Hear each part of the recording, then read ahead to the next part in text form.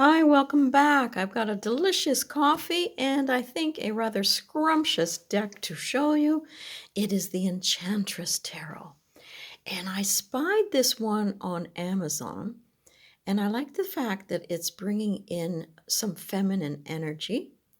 And there's a lot of YouTubers right now talking about embracing the feminine energy. This is not a new deck. It came out in 2024, put out by Octopus Publishing. And you can see there the illustrator's name. But I was attracted to all the plant life that was appearing in the cards that I could see. And I wondered if I could pair this with some of the herbal oracles that I have not been giving much attention to. Now, let's take a look at the little booklet as well. It's sweet. I noticed that in the majors, you get a little motto there and the author of that. And you get little color thumbnails, but you don't get the motto when it comes to the minors. Cute. And when I was unboxing it, these two cards fell out for me. So I'm taking that as a little message that maybe working with this deck will be an adventure and even bring some practical things that I can work on and work through. So that was nice. But another thing was maybe you'd like to hear what the booklet says about the Fool and the Knight of Pentacles so you can make up your own mind. I'll just set these guys here and we'll see what it says about the Fool. Tarot starts with a burst of energy from an arcanum with no number, the Joker. The protagonist of this card travels with little luggage, and he works on the notions of freedom and austerity. All right, and if we go to the Pentacles, and I must say that in the book, it goes Page, Queen, King, and then Pentacles. So it groups them together in this manner here.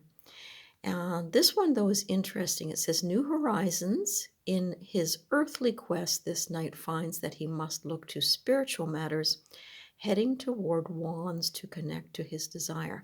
And I don't understand why he's heading towards wands, other than to embrace some more creativity, I guess. Now, you can see here that the cards look kind of dark on the back, but it's sort of a blue-black, really quite attractive.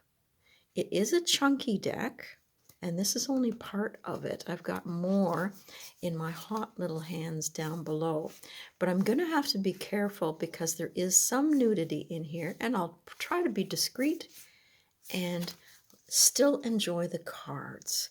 Now, it's not my problem with the nudity, it is YouTube. So let me just place the cards down and we'll get busy. I thought we'd try to lay them out so that you could see how they look side by side. So we have our magician, and if you look carefully at some of the facial features, these characters have a little bit of a different look to them. Just trying to enjoy some of my coffee at the same time. What I noticed in the High Priestess here is the drapery behind doesn't really have the pomegranates on it. This may be the pomegranate seeds in this little design here. If I expand that, you might get to see a little bit more and push them up. So there are little things that have changed. But, okay, there we have our 4 for the Emperor. The 5 blows me away with that beard. And you don't have the 2 supplicants in the front, you have 4. But his eyes seem to be peering that way, into the past. The Lovers. The Chariot. Now this one to me looks like he's on stage. Our Justice. And for me, the Hermit has quite a different, it's the lantern. I'm missing the lantern. This one looks more like a firecracker candlestick or whatever. And I don't mean to, you know, poo-poo the artwork. It's just so different for me. So maybe let me look at the book and see what it says. Now, it says the Hermit stands for crisis. This card invites you to end your search for perfection and go after the truth.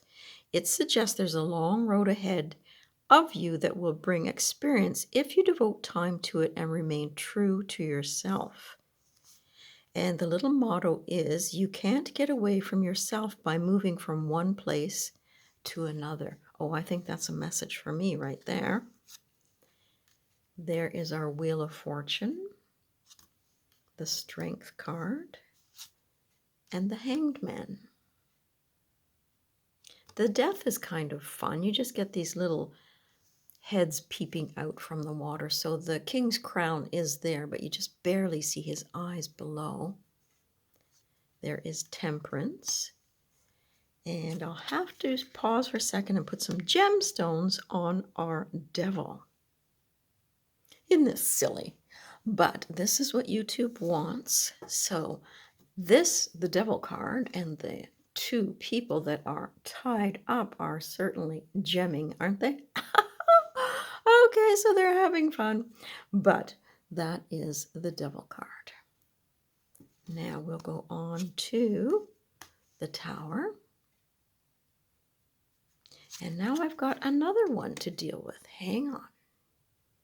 The Star card, and she is absolutely gorgeous, pouring her emotions and her desires out. She has a pool of thought before her. There is our Moon card, delightful. I think this one I can get away with. This is the Sun card, 2 children. And this one looks okay too. Hang on. Okay, so there you get to see Judgment and the World card. And I think the World is absolutely gorgeous. It's sort of nice that she has a baton in one hand, and to me it looks like a martini glass in the other. Now there are our 4 aces. And doesn't that look like a martini glass? It's carrying over. So you've got your hands grasping the energy of creativity and thought and flow of emotions and really embracing the solidity of the pentacle, which has a beautiful burst inside it. So those are the aces.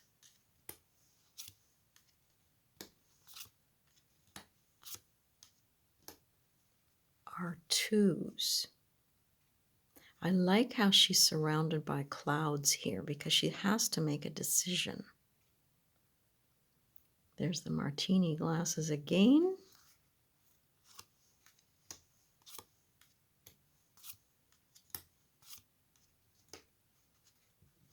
Our 3s. The stance on this is quite interesting for the 3 of Wands. For the 3 of Cups here, this one woman doesn't look very happy. I like the fact they brought in the art because I often look at the 3 of Pentacles as the artist card.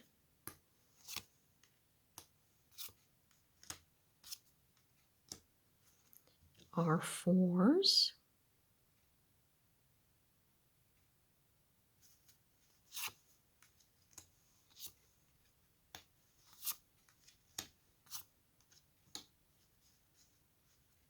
The 5s. Now it looks like she's walking a fox, which is quite interesting. I got to see what that one says. That one is intriguing.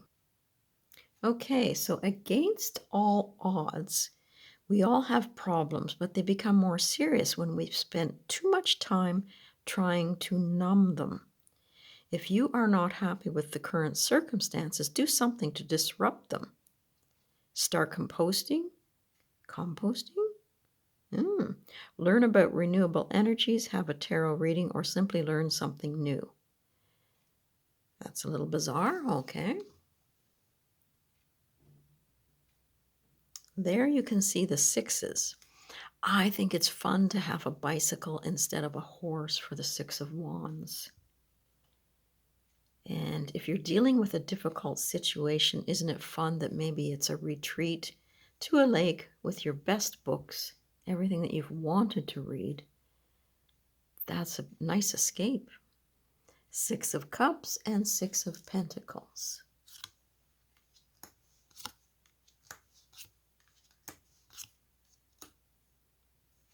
There are the sevens.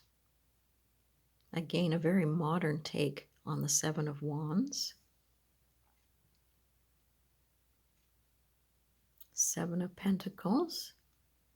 Usually for me it's a card of patience, but she just can't wait for these things to grow. A little bit eager.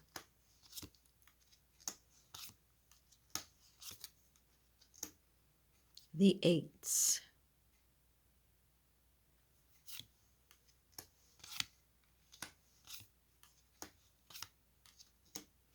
That's a really different Nine of Swords. And the Nine of Pentacles looks like she's injured herself.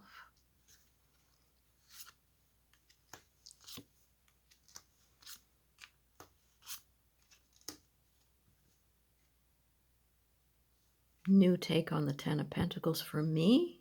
Graduation and being supported, I guess, by family. Now here come the pages.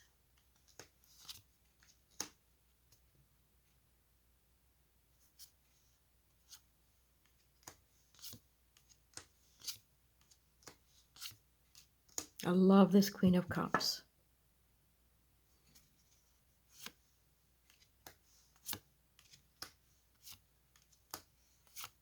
This one reminds me of David Bowie.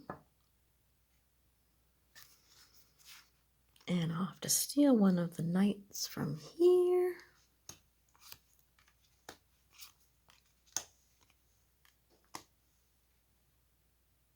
And there is the complete deck.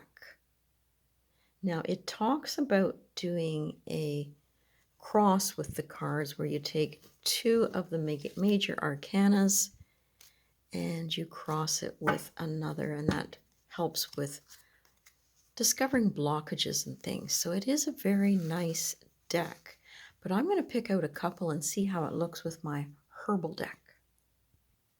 Okay, so what you're looking at there are cards from the Essential Oil Healing deck. And I just had a feeling that they might work quite well together. So you've got the Moon card there where, similar to this, you are going through some transformation and possibly to heal the emotional wounds from that with a little bit of yarrow.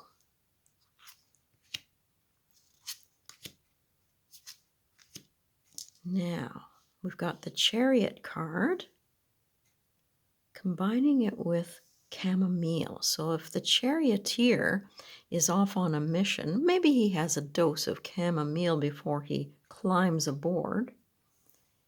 And the jasmine is to attract desire and spiritual love. I'm not sure. You tell me what you think, but I do like the vibration of all the colors that are happening here. So we've got juniper for self-acceptance and defeats fear. Peppermint to energize. To me, looking at the Emperor, it looks like he's got a lot on his plate. So these might be things that we can bring if we're in the same situation.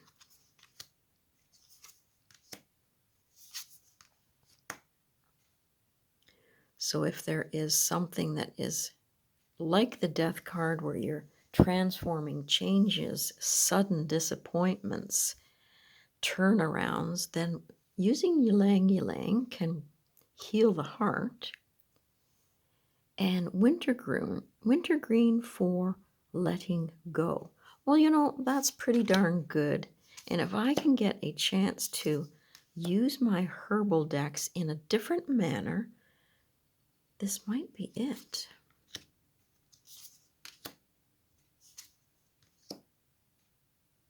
So during these magical times when you're wishing to transform something, bring in a little bit of cypress and restore the body, mind, and spirit with some basil. It's been absolutely fun. I like the deck a lot. I just hope that you enjoyed it as well. And if you've been using this deck, because it is a 2024 deck, how have you gotten along with it?